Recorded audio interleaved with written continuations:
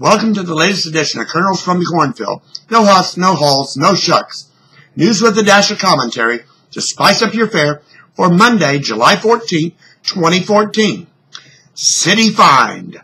The Justice Department announced today that Citibank has been fined $7 billion over its role in the housing bubble blow-up that led to the 2008 recession.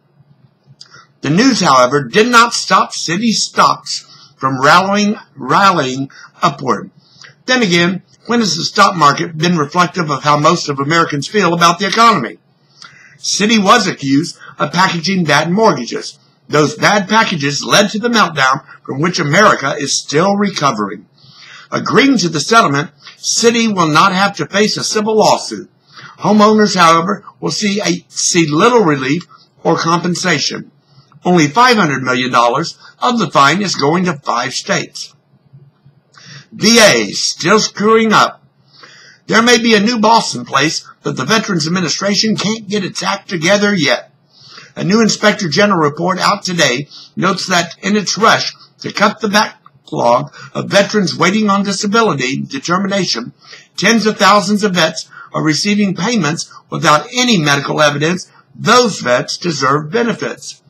Reportedly, the VA may misspend nearly $371 million over the next 5 years on claims of 100% disability alone. Compounding the situation, it was discovered there are bins full of claims in mail bins that have not been electronically scanned for the past 3 years. While our veterans must be provided for and promises kept, taking shortcuts or mismanaging the system cannot be justified for the sake of saying, see, we got the backlog. The VA is failing in its fiduciary responsibility not only to our veterans, but to all of America's taxpayers. Weapons for Qatar. Really? The tiny emirate on the Arabian Peninsula with boatloads of oil money facilitated the release of 5 Taliban leaders from Guantanamo Bay in exchange for American soldier Bo Bergdahl a couple of months back. Qatar is being accused of financing jihadists, including Hamas, which is now in an undeclared war with Israel. Qatar is considered a key U.S. ally. For this, the tiny country will be sold $11 billion worth of Apache attack helicopters, along with Patriot and Javelin air defense weapons. Should the U.S. of A. put strings on the cell to ensure that the weapons don't fall into the wrong hands? Back in the barracks, Bo Bergdahl, the American soldier held in captivity by the Taliban for 5 years after being captured in Afghanistan, has been returned to regular duty and assigned to a post in the San Antonio, Texas area. The controversy centering around how and why Bergdahl left his post and was later captured will become heated, I am sure, over the next few days. An Army investigation shortly after Bergdahl went missing did not conclude any wrongdoing on his part. But former members of his unit have been vocal in stating Bergdahl was disenchanted with the U.S. mission in Afghanistan and deserted his post. The Army has stated that in his new position, Bergdahl will be available for questioning by investigators seeking his side of what happened in June 2009 when he walked off the base and landed in the hands of the Taliban. Racial politics? U.S. Attorney General Eric Holder is claiming there are some in the opposition playing racial politics. At the same time, some of the right are accusing Holder and President Barack Obama of fomenting divisions between blacks and whites. Rather than opposing proposals from the White House on ideological or policy grounds, Holder believes Republicans are acting out of racial animus. I have noticed some infusion of this on social media and even on news sites, which allow citizen journalism such as CNN's iReport. Some on both sides at times seem to throw down the race card when it suits the contributor's purpose or point of view. Rather than becoming more of a melting pot, are we becoming more segregated than we were a short 6 years ago? More problems at CDC.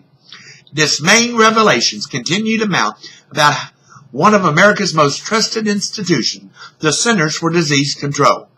I reported here a while back about scientists in the Atlanta facility being exposed to live anthrax virus.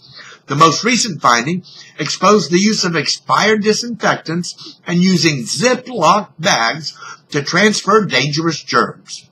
How reliable is the CDC, and how safe from exposure and epidemic are we when such sloppy work is going on? Proposed ceasefire. The Israelis are considering a ceasefire in its battle with Hamas in Gaza, but Hamas is calling the idea laughable. Almost 200 Palestinians have been killed as Israel has retaliated against wave after wave of bombs and rockets being fired by Hamas into the Jewish state. While the casualties have been on the south side of the border, Israel has been alerting civilians of retaliatory attacks before bombing begins and give residents a chance to leave and seek shelter. Hamas, however, gives no warning and is not discreet on where its rockets explode. Polar vortex? One of the coolest Julys in history is expected as the polar vortex pushes southward out of the northern reaches this week. The last time July was this chilly was 30 years ago in the mid-1980s. Doesn't the North Pole realize this is summer? Doesn't Jack Frost know this is the time of the year when the mercury rises to near boiling point? Apparently Mother Nature is playing a joke on us. But even with the much cooler temperatures, it will be worse, not better, for people with respiratory problems. Women bishops. Breaking with tradition, the Church of England will allow the ordination of women as bishops. This is a giant step for women of faith who have long fought for equality in the church. Women have been allowed to serve as priests since 1994. The question of becoming a bishop has been discussed since 2005. The measure must still be approved by the British Parliament. The Queen is the titular head of the Church of England and Anglicans worldwide. Crisis at the border. Congress has only 12 more work days left to find a compromise to deal with the humanitarian crisis on the southern border and what to do with nearly 60,000 children from Central America. Some Republican lawmakers are now calling for a revision in the 2008 law, which requires children from Central America to have a hearing to determine if they meet refugee status or not. Those deemed refugees get to stay. The others are deported back to their homelands. Even if a compromise is reached about the children, the larger issue of fixing our broken immigration system is unlikely to be addressed until after the fall midterm elections.